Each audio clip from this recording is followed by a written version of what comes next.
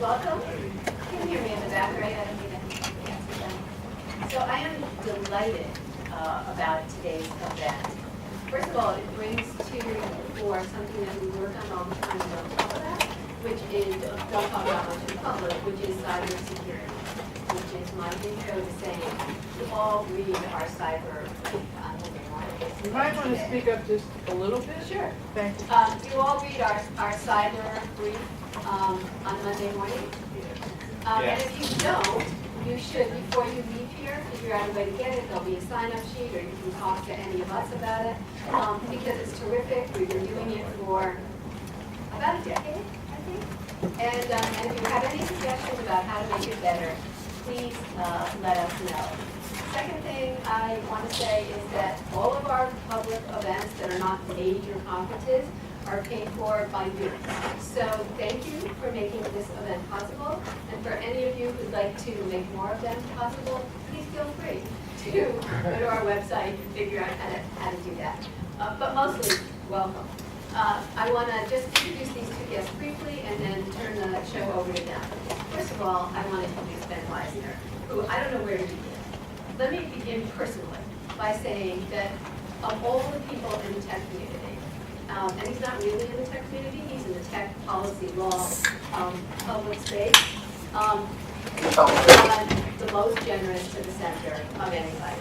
He's introduced us to people who can tell us what's going on, who can explain things in clear language. Some of whom are generous in explaining in not clear language. But still, he's for years helped the center get to know the issues so that we can bring them to the public. He's director of the ACLU Speech, Privacy, and Technology Project.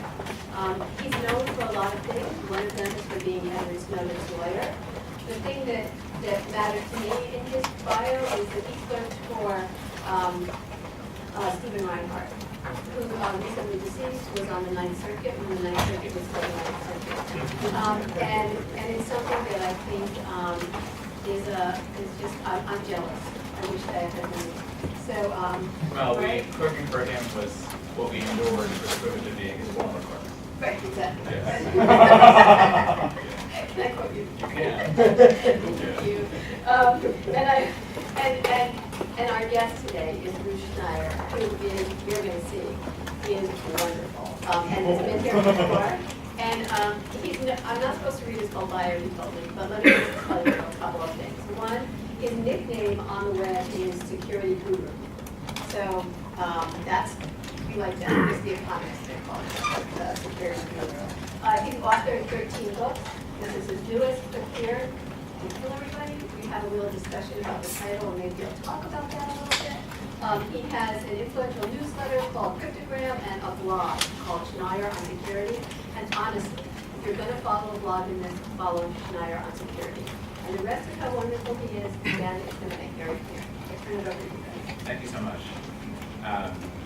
Again, what a pleasure for me to have a chance to talk to my guru, Bruce Schneier, who, in addition to being a brilliant analyst in this field, you will learn today, if you don't already know it, is by far the clearest communicator in this space. I think one of the challenges that we face is that most people in that community have not yet figured out how to speak non-technical audiences in a way that makes us understand what the actual conflicts are. So let's jump right into this. We've done this before. This is another Bruce Schneier book, which means that it follows a certain structure. Things are probably worse than you think they are. But we'll probably find a way to get through it, because humans are great at solving problems. And here are a few practical proposals that, if they were adopted, though they probably won't be, would get us moving in the right direction. Is that fair? That is fair. Okay, so let's walk through the argument that you're making in this book a little bit. I think the first thing that we should do is talk a little bit of terminology. So people have heard of the Internet of Things. People have heard a lot of hype about smart cities. They've forgotten that there are some virtues to certain functions being done. You think that those terms are useful but inadequate. So I'll turn it over to you. So actually there really isn't a term. The term I used in the book was Internet Plus, because I kept saying this plus that, Internet plus the things, plus the databases, plus the systems, plus us. Because when you're thinking about security, you really have to take a very holistic view of everything.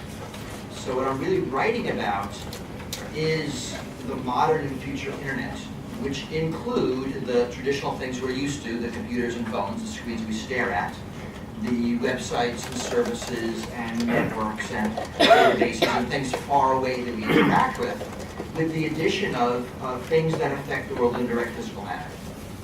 Whether they be small, your internet-connected thermostat, or internet-connected medical device, or internet-connected car, or large, a power plant, or a large system like that.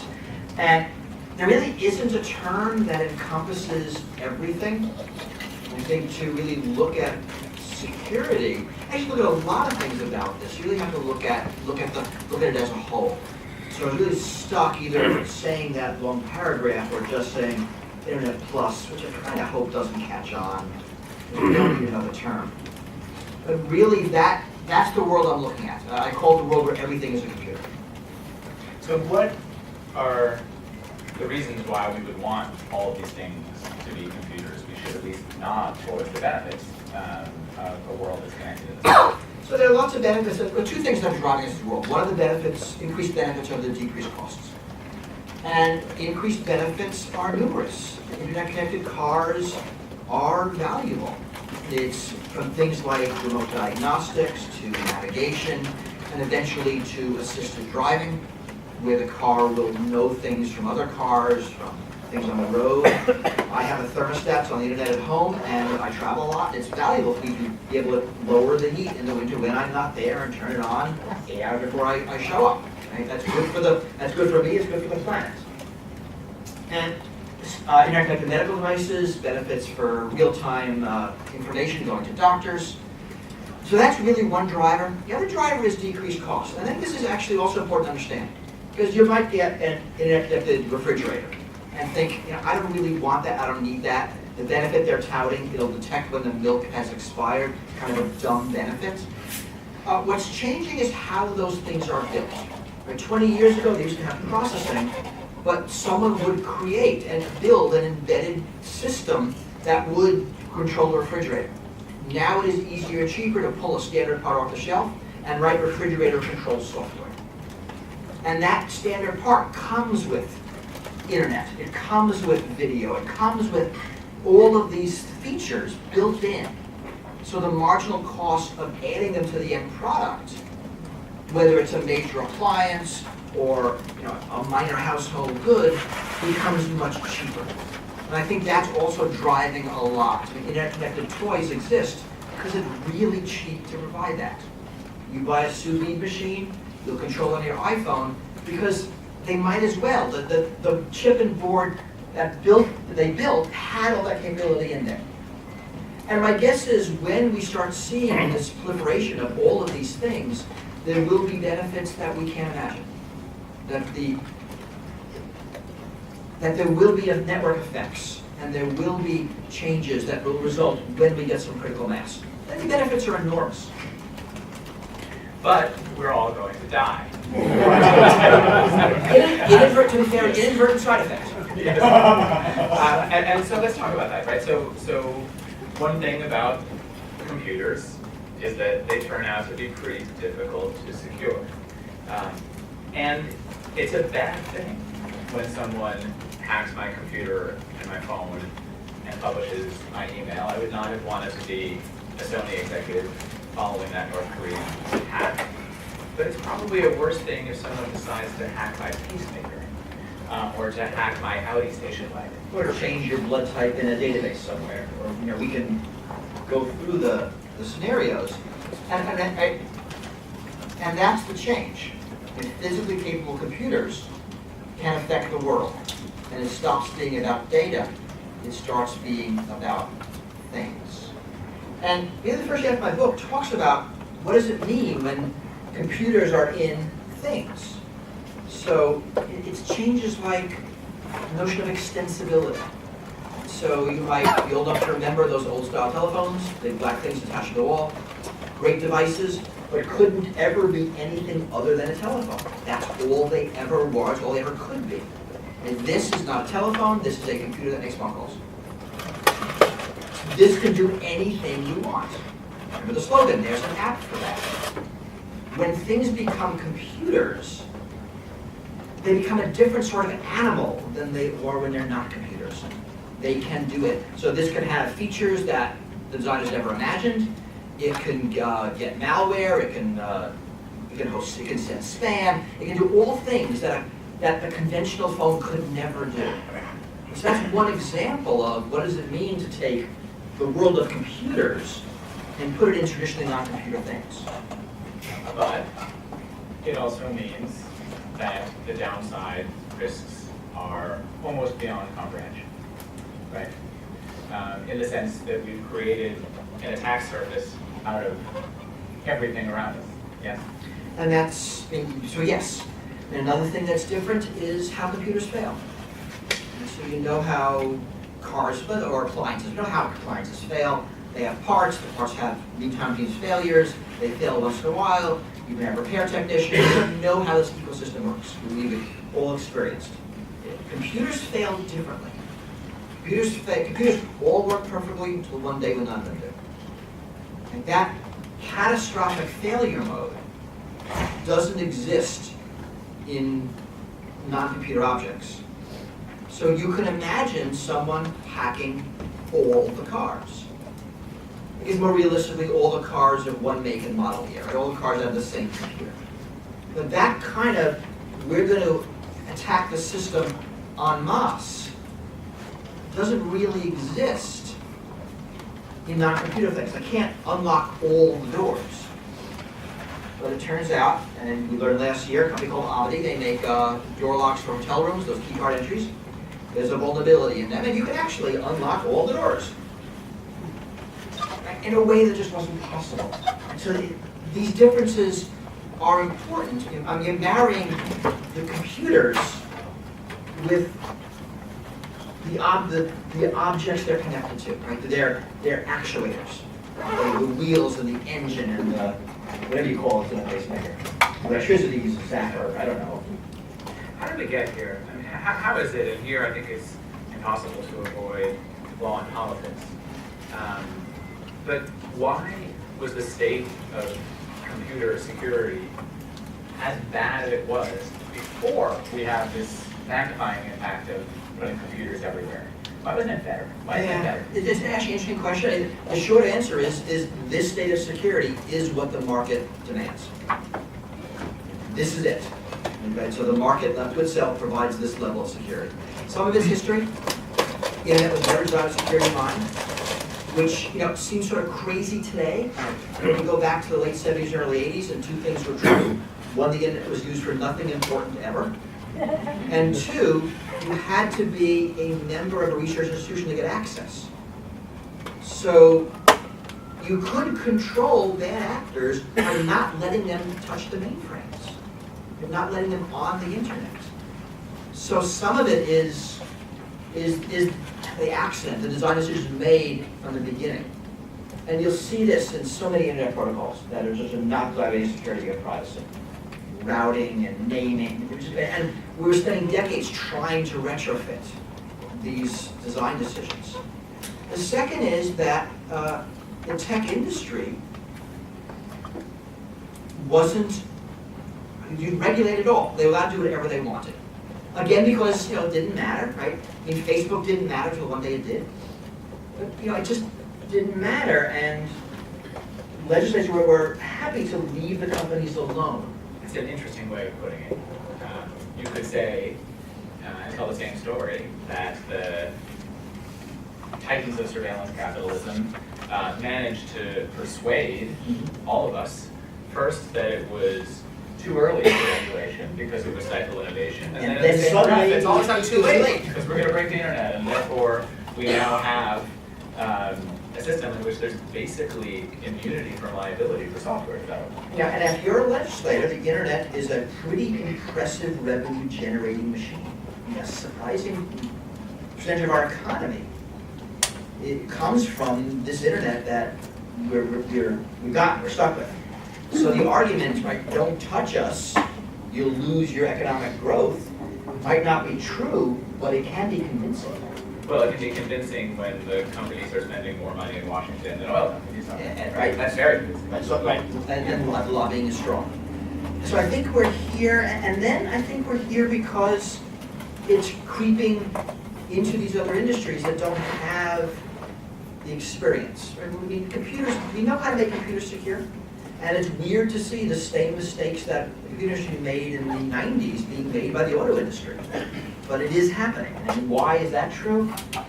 Yeah, you'd think we would do better. I don't have a good answer for that. So start thinking about your questions, and he'll come up with good answers, because we are going to open this up at some point. But you actually do have some optimism that, in a sense, things are becoming so bad that they have to get better. That when you marry these two kind of separate buckets, one is a very insecure internet that's been allowed to self-regulate. The other is the proliferation of computers everywhere in our lives. The society really is not going to tolerate an unregulated space anymore. But it's not, actually, it's not the proliferation of computers in your lives that will do it. It's the proliferation of computers that can kill you. Right? That governments regulate things that harm us. So what I see as helping is not that the computer industry is suddenly, getting ethics, or Congress is suddenly saying, let's legislate computers. Is the people who legislate cars are saying, what do you mean there are computers in cars? Well, the people who legislate medical devices, or Department of Energy. That all of these, or the FDA, that already regulate, sometimes to a very minute degree, are now faced with computers. So we're going to get it sort of back. The computer industry is not going to do it. The other industries are going to move into the computers. In the sense that, so maybe consumers might not have had enough clout to push regulation here, but corporations do. And so if software crashes, there was no remedy. If a car crashes, there is a remedy. Right. And now if a car crashes, the various companies that are involved are going to be fighting it out among themselves about who's responsible for it. Or even consumer goods. Right? I mean, computers were never really treated by the Federal Trade Commission as a consumer good like an appliance is, even like a child's toy is. But now that those are computers, the Federal Trade Commission is starting to look at all of these devices and looking at privacy and looking at security and can they harm people. It's worth looking up. We have to thank the Norwegian Consumer Council published a really good report on internet-connected dolls, children's dolls. And it turns out they are incredibly insecure, and anybody can spy on the children using them. I actually use this as a demo in my class of political science students. Put the doll up, and they hack it in real time. The device was declared an illegal surveillance device in Germany. It's really that bad. I mean, so here is a traditional consumer advocacy government group now looking at computers because they're in a doll. They're not a screen you stare at. Chucky will save us. Yeah. So I'm glad that at least 5 of you understood that. So you, albeit with some hesitation, think that there has to be a larger role for government here. Well, I've lost my hesitation. Yeah. Yeah. But let's be a little bit more Yeah. concrete here. What government agencies should do what? What should Congress do? I mean, what's the role for policy in mitigating these harms that we've been talking about? So I look at our policy in a lot of these similar areas is very complex. You look at what agencies do and how they regulate dangerous things. There are combinations of rigid rules, speed limit is 30 miles an hour, flexible standards, don't drive faster than the road conditions permit. And so there's government agencies, there are roles for courts and litigation, there are international roles. I mean, I talk about a lot of different government levers, all basically designed to convince companies that more security is cheaper than less security, which is not the case today. And today, An example would be Equifax. It's not really, it's a data example. 2 weeks ago was the 1-year anniversary of the Equifax breach. Everyone remembers the breach? Big deal. All of us had our personal information stolen. I testified before Congress. There was very angry legislators on both sides of the aisle, vowing that, right, this cannot stand. A year later, and standing quite well, right? Absolutely nothing has happened. No change, zero. So I don't see Congress doing a lot right now. I see it's the federal agencies. I see it's the courts. I think I look really to Europe. EU is now the regulatory superpower on the planet. And to the states. New York, Massachusetts, California are doing actually a lot in the space writ large and in my space narrowly, more and more. It's an iterative process, and I see a role for a lot of different agencies. I don't see an easy answer, because this touches so many different things. I wasn't planning to ask you about this, but thinking about technologically insecure devices that could kill us, voting machines, right? So how worried are you about that, and where do you think that the policy fixes might be there? Yeah, I'm very worried about it. It's actually a terrible example for my book because it's so partisan. Oddly enough, we have a political party that's in favor of bad voting. To the extent that there's nobody in favor of your nuclear power plant being hacked. It's sort of a much cleaner example. So I'll usually stay away from it. But yes, that is a risk because they are voting computers, and we can't think of them as voting computers, not as voting machines. And there's risk of all, the 3 places the computers touch the system. The registration system, right, who is allowed to vote and where, the actual vote casting, and the collection and tabulation. There are really 3 separate systems, securities in all of them. I think we should be very concerned. And it's a tough example because it's more political than any other example. I guess guns is also political. The role of government is also a complex and flawed one for civil libertarians as well. There are times when we count on strong private sector actors to push back against the government when it comes to mass surveillance or issues like that. There are times when we count on strong government agencies to push back against corporate degradation, like the FTC and otherwise. My concern when you talk about government playing a much more active role in security is what infrastructure is going to be required for the government to play that role, and is that effectively going to be the architecture of mass surveillance? Do we want the government acting as a global virus scan for every communication that gets sent around, or would we actually rather have private actors playing that role? Yeah, this is hard. We already have an architecture of mass surveillance. That's what we got. That's what the private actors gave us. Right now, government piggybacks on it. And we're in a world now where companies like Google and Facebook have more power than most governments. It's unprecedented. So yes, I do worry about governments and their own penchant for surveillance and control. But I need some tension against big corporations. And all I really got is big government. So I tend to like mutually distrustful parties watching each other. So I want government and corporations and civil society and the press, so everybody pushing. And then that way we'll get towards the middle. I think this is going to require a major, for government, a major rethink. The real issue we have is that government likes insecurity as well. But governments like surveillance. And it's both the US government and the Chinese government, for different sorts of reasons, but they are both like the same architecture. Explain that a little bit for people who are not as familiar with this. But in a sense, the surveillance that we're talking about right now creates and manipulates vulnerabilities in security systems, right? So, let's just get straight corporate. Right now, as computers get into things, the amount of control the person who sells you the thing can have increases. So when you bought anything, you bought a book, you were able to do whatever you want with it. You could read it, you can give it to somebody else, you can do whatever you want with it. You buy a book on a Kindle. anything. It's right. You buy a book on a Kindle, and that's not true. You can read it unless Amazon decides to pull it back, which has happened. Apple just did that.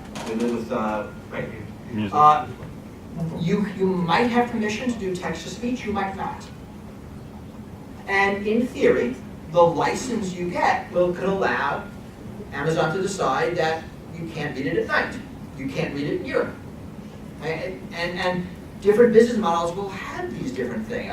Car manufacturers really like to have controls in your car, and if you miss a loan payment, they can turn it off. Now, once we build that feature, the problem is, how do I ensure that only the car manufacturer or the bank or the repo man or only authorized people can turn it off? And so we see this in more and more things, that this architecture, which requires surveillance, right? What are you doing with your device? And control leads to insecurities. And that is the business model that industries are moving towards without any blocks, any stopping them, to fine-tune the control. They will upsell you to be able to surveil you. And governments like these capabilities for surveillance, for mass surveillance. And we read a lot about the Chinese mass surveillance system and how it's designed for social control. Or for in the US mass surveillance systems that are more designed for law enforcement purposes. But those are the same capabilities. When I talk about my book, this is a phrase that Jason Healy teaches at Columbia, which is, I don't know, which way is uptown? Uptown ways, which is called defense dominant. That we need to decide as society that defense wins. That when we live in a world where capabilities can be used for offense or defense, that because these systems are now so critical, defense has to win. So the argument you might hear from the FBI is, right, we need these insecurities because we use them to help solve crime.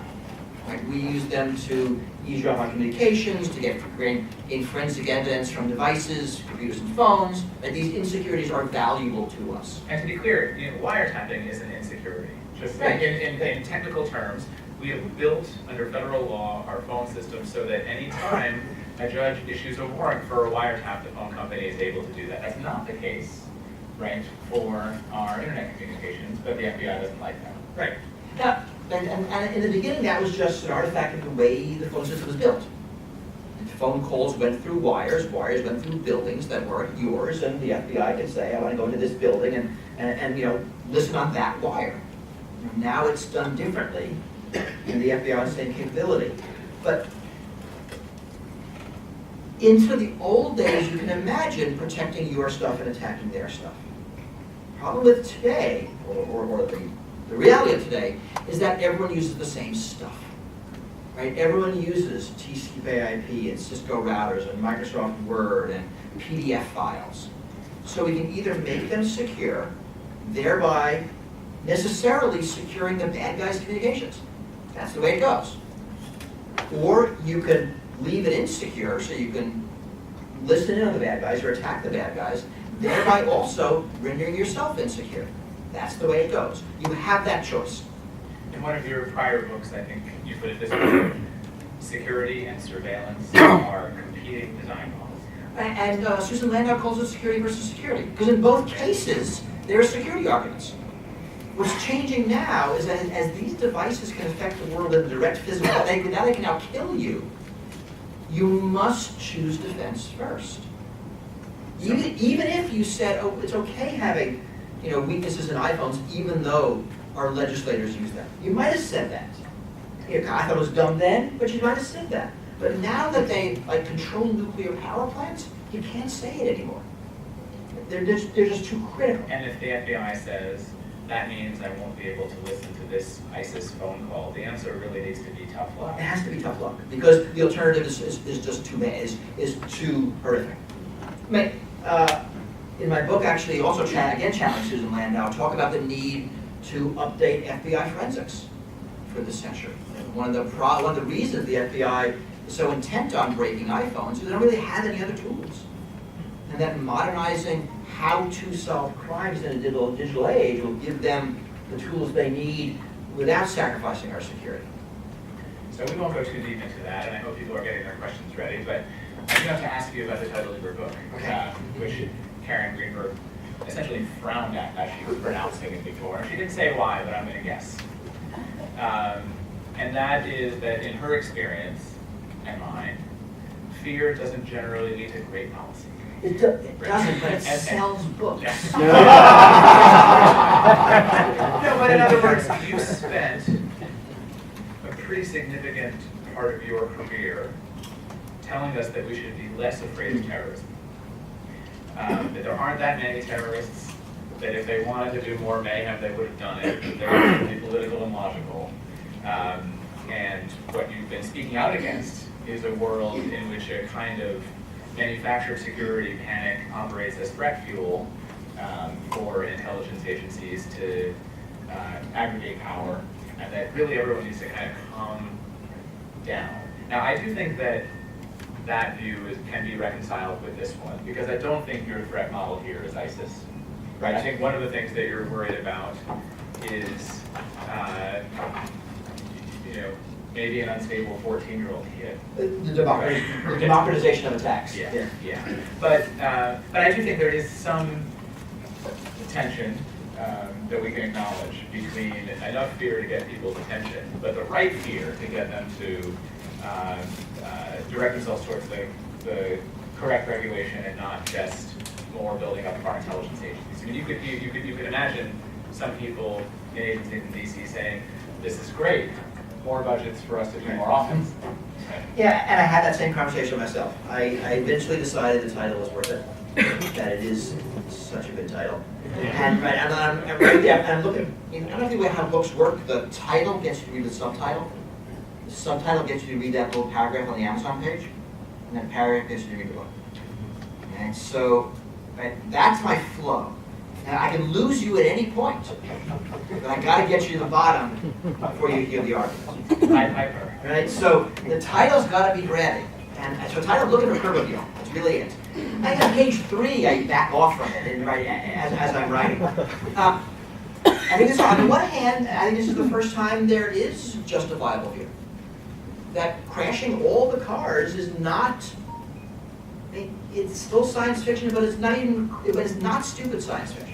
It's a perfectly reasonable thing we might expect, and it's not going to be a government actor, unless we're in actual war, which I don't expect.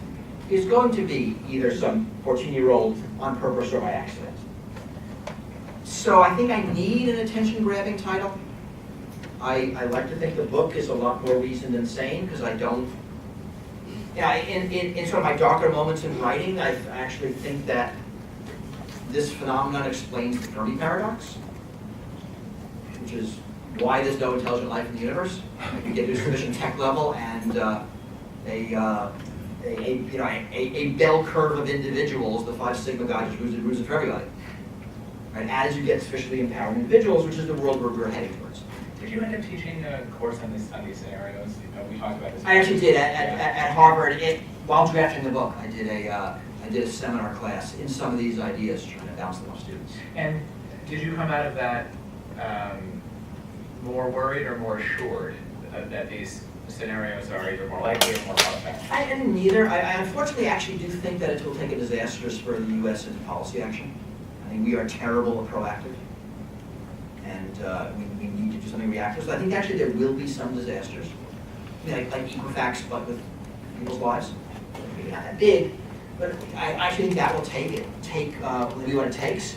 And really what I want to do in the book is to talk about policy options before there's a crisis, before there is, oh no, something must be done. Because that's how you get the Patriot Act. I mean, everyone's scared, they look at something, aha, there's something, let's just pass it. And we're now heroes. So if we could just do better while we have the time to consider it, then I think we'll do better in policy overall. A lot of what I have in the book are straw men. They're not going to be the answers. They're starting points for discussions. I think they're important discussions to have. So let's take some questions for Bruce. My request which is actually not a request, it's going to be an enforceable rule, is that people limit their questions to about 45 seconds, and that they end with an upturned voice and a question mark. So yes, go ahead. After Hurricane Sandy, some parts of New Jersey had online voting. Please share with us what safeguards were in place to prevent hacking and voter fraud, and are there any places in the United States where they still have online voting? Did everybody hear the The question question? about online voting. So I don't know the details about New Jersey. The place to go for information on voting machines and how people vote is verifiedvoting.com. And I don't know, which state does what, but that's where the comprehensive information is. Online voting is not a good idea. Yes, it's a terrible idea. And in most cases, there's not a lot of security. There's a lot of badness in voting around the country. A whole lot of reasons why it's so. We can spend an hour on the topic, and I kind of don't want to. Verified voting is the place to get the factual information of sort of which states are using what systems and how good they are. So I'll send you there. Yes. Yeah. Just what your thoughts are on. There's microphone's microphones coming around. Thursday, the president is sending out this infamous message to everybody's cell phones. What do you think about that? Have you heard about this? As some kind of test, the president is going to send a text message to every cell phone.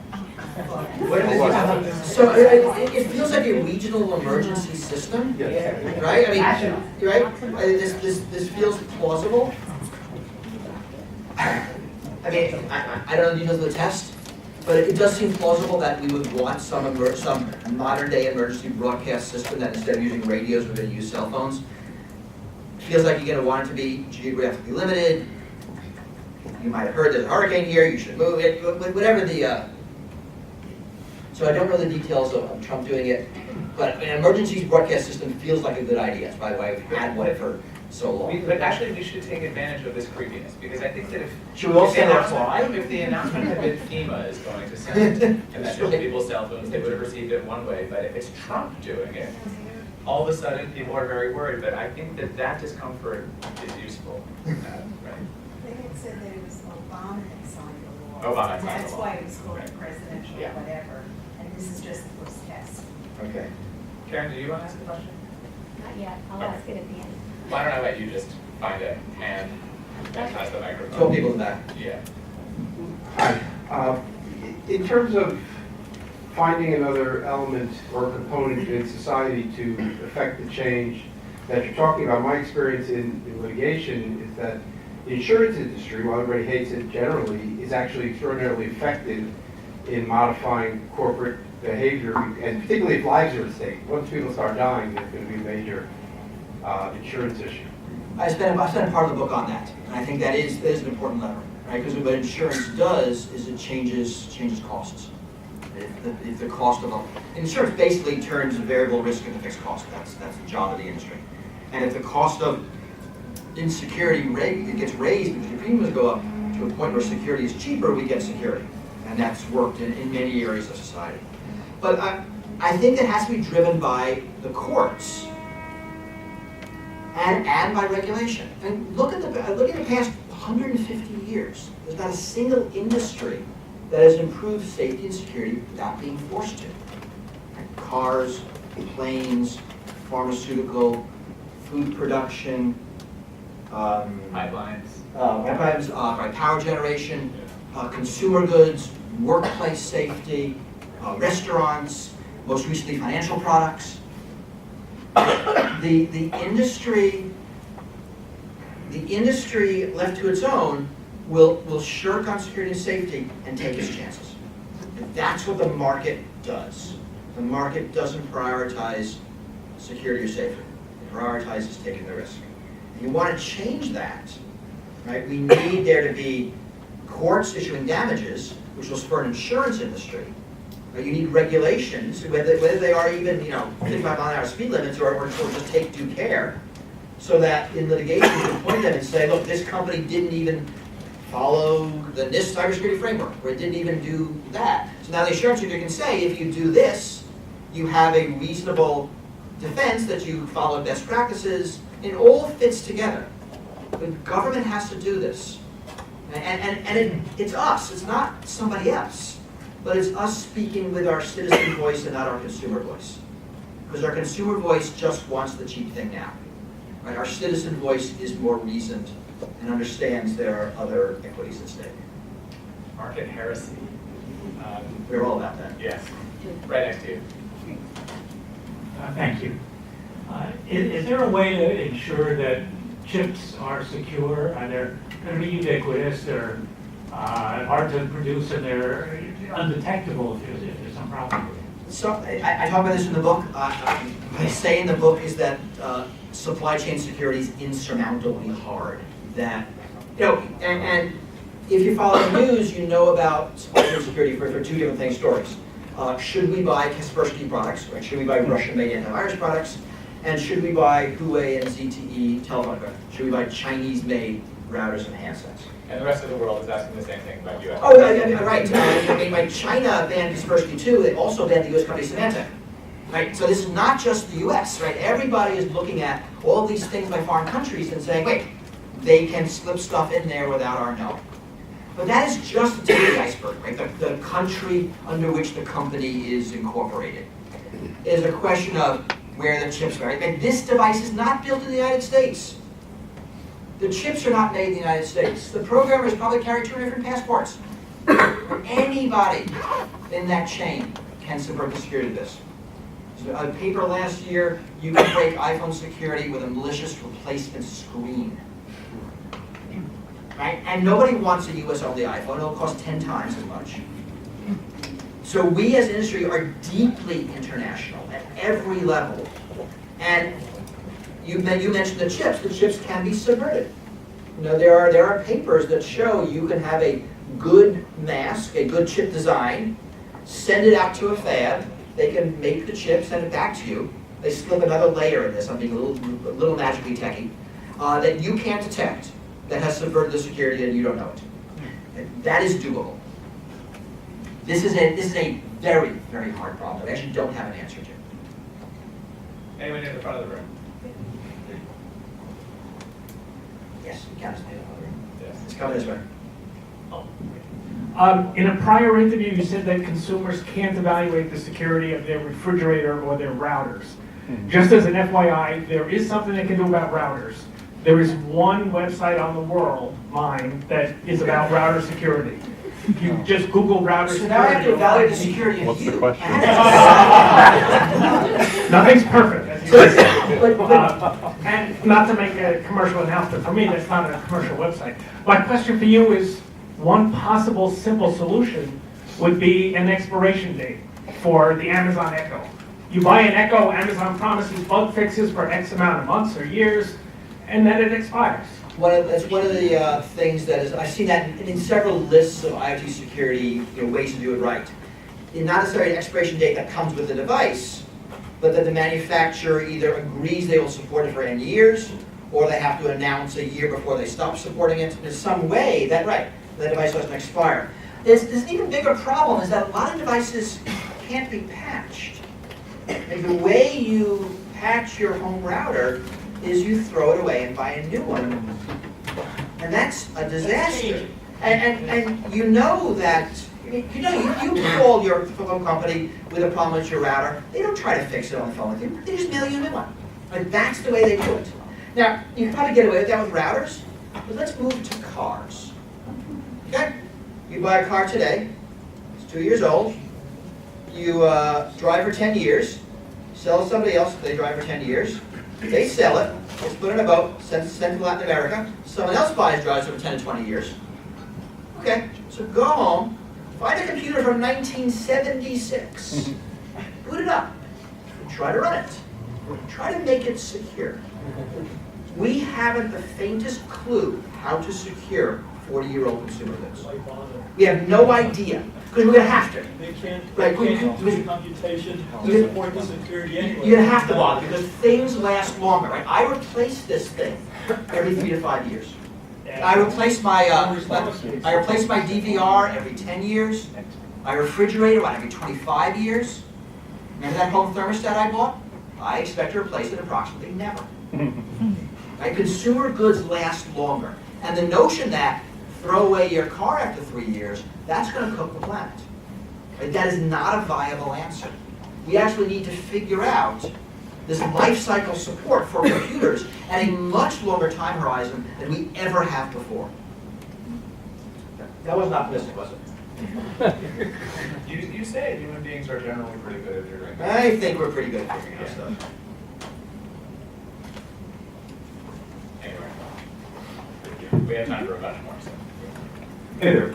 How do you recommend that we raise awareness amongst the general public of some of these issues? Because I don't see much change occurring unless there's a catastrophic event or that awareness starts driving pressure to all the agencies and forces that you spoke about previously. So I recommend writing books with very catchy titles. I think we raise awareness by doing it. I think there's a role for awareness, but a limitation. That the solution of the buyer needs to beware, I don't think works. I flew here this morning, and I did not have to check the maintenance record of the plane I was on. And that as a consumer, I was able to walk onto a plane in the blind faith that some system produced well-maintained planes and fully rested and trained pilots on demand. And that system works. And so that kind of system needs to be in place. So I do talk about warning labels and the equivalent of the nutritional labels, but they're really just a very small part of the solution. I think what you speak to, which is more important, is awareness that we need political change. And there, I think we have to just talk about this. I think it's going to come more naturally as these computers harm people. It's the lack of harm. But on the other hand, you can look at if Equifax didn't do it, what would? Which is a perfectly reasonable counter-argument that I don't have a good answer to. Fair. Thank you.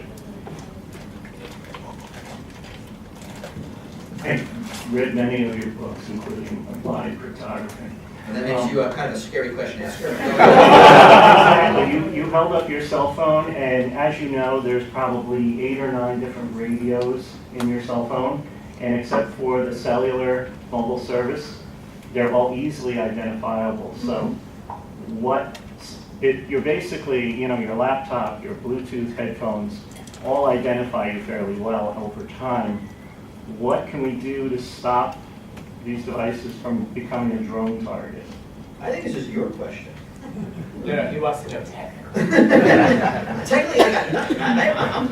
You have to solve this. Michael Hayden was admirably candid when he said we use metadata to kill people. And right now, there is actually nothing illegal for me setting a drone to the MAC address on your phone and having it follow you around filming you if you're in public. There's nothing preventing you from doing that. So, I see this as a policy issue right now. Yeah, get to work. The best technologist on my team has solved that problem by not having a phone. Which is kind of a crappy answer, right? And that's his answer. In answers that involve not having a phone, not having an email address, not having a credit card, you can't be a fully functioning human being in the 21st century without these things. So, except for the 3 Sigma guys who work for you, that's not a good answer for the rest of us.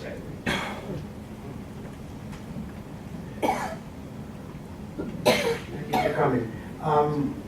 Within the intoxication of how fast things are going, we're not looking at what's the tab, right? So we're taking it and we're leaving it, like you said, getting on the plane.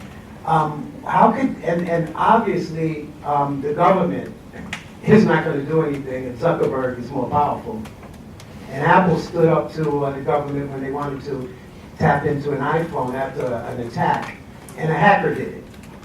So where I'm leading to is how do we begin to, within ourselves, to pull back? It's painfully aware every time I hit a button how much intrusiveness. And yes, it is. If they did what they were doing on phones, on the internet, they're already off the hook, right? We're so far gone. What can we do as individuals? I see 3-year-old kids. We're giving them phones, but we're not telling them, just like the people in college, We're not telling them before they get in, student loans. I got it. The answer, unfortunately, is not much. I mean, there is the deny yourself the technology, which won't work for most of us. And you can't tell a college student not to be on Facebook. That's how you get invited to parties. Okay? You can't. It's not a reasonable answer. And really, most of our security and privacy is out of our control. Right? So your data is on Facebook. You have no control over Facebook security. You have no control over the security at Equifax. That these systems are being controlled by other companies. So there's not a lot, actually, we're past the point where we can do much, except around the edges. I give you little pieces of advice, but they are around the edges. At this point, it is policy change. And that is our best solution. It's not going to be encrypt your data, because your data is not with you anymore. Your data is in Google Docs. Your data is elsewhere. So I'm going to make the prerogative to have the last question. It might be the last, we'll see. Well, because I won't have time to sign. All right, that's fine. Okay. So my question is, there's been a lot of talk about a national commission that's set up that somehow government and private sector and citizenry and et cetera, that will come up with some magic solution for yet another government agency or something. And you haven't really mentioned that. You've talked about different pieces of the government. A, do you think this commission is going to happen? B, do you think it's a worthwhile thing? How should we think about this? So I actually talk about a new commission, a new government agency in my book. And I say that historically, major technologies have led to the formation of government agencies. Trains, cars, radio, nuclear power are the four that come to mind. I can't tell if the invention of the vaccine caused the formation of the CDC. The people say yes and no. So I think there is a need for a new government agency. The problem is that computers are horizontal, they're in everything, but regulations are vertical, right? Cars and consumer devices and airplanes and radios. So I need some structure that is both horizontal and vertical. I talk about a model after the Director of National Intelligence that sort of acts horizontally with all the vertical agencies. We do need to figure out how to have a regulatory structure. That this proliferation of computers and actual robots is a big enough change and requires, if nothing else, consolidation of government expertise. So I do think we're going to have to do that. We've got to do that in a way that doesn't subsume everything in the Department of Computers, which now becomes the Department of Everything, which doesn't make sense. On the one hand, you don't want the same laws controlling security in your pacemaker that's in your interconnected toy truck, but it's probably the same CPU. It's probably the same software at some level. And so there's got to be some commonality. How do we make that work? I'm a big fan of new government agency. It's really popular among the small government crowd. But I don't see any other way we're going to move forward systemically. You want to take one more? Oh, no, how much time do you think I should play? As soon as I can. All right, so this is what I think we should do. I think that we should take questions from 2 or 3 people who still have their hands, and then Bruce will answer the ones that he feels like he has time. And then I'll stand there and sign some And then books. he'll sign some books. All right. So, The hand right here's there. one right here. DARPA invented the internet.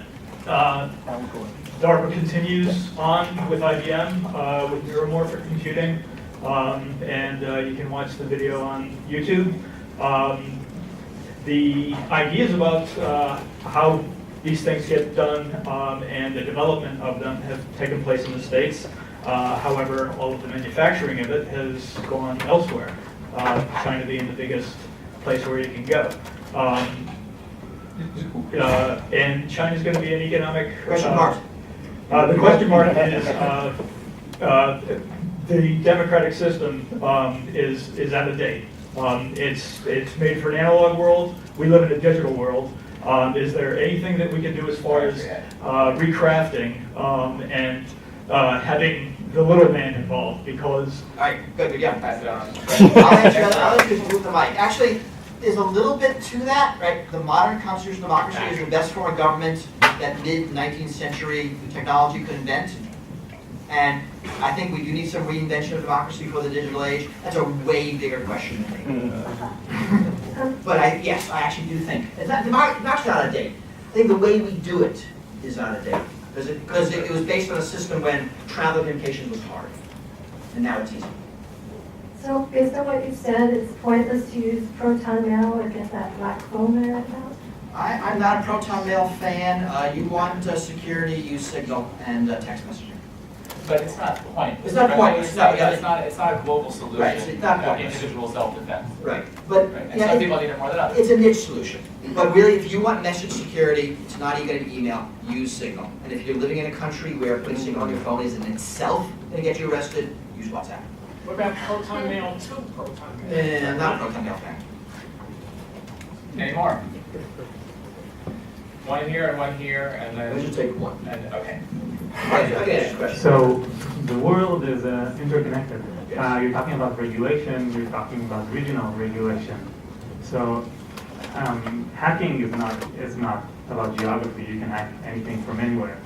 So once say the U.S. works out regulation of some regulation to cybersecurity, what's going to stop anyone from? So this is actually a very good question, right? So I popped an enormous card talking about U.S.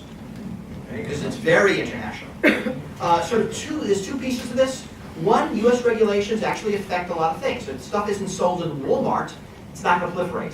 Yes, you can buy it mail order from Belarus, but it's going to be a lot fewer of you. So I get rid of the big part of the problem, and I assume there'll be bad actors within the system and try to deal with it. The second is that actually there's a rising tide.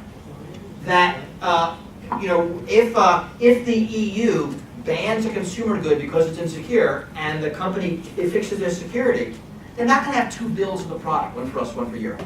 But they're going to fix it all around the world because it's easier.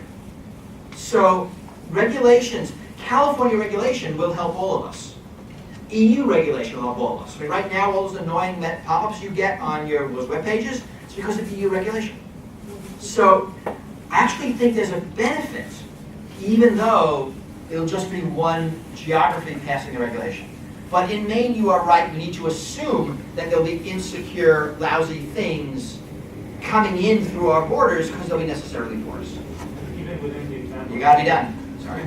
So, Let's find some books. so tough title, but good title, I have to just say. Thank you. But a scary. Turn it around, see? Wait, Yeah. scary title, but actually not so scary answers. So I thank you, gentlemen, for your notes of optimism.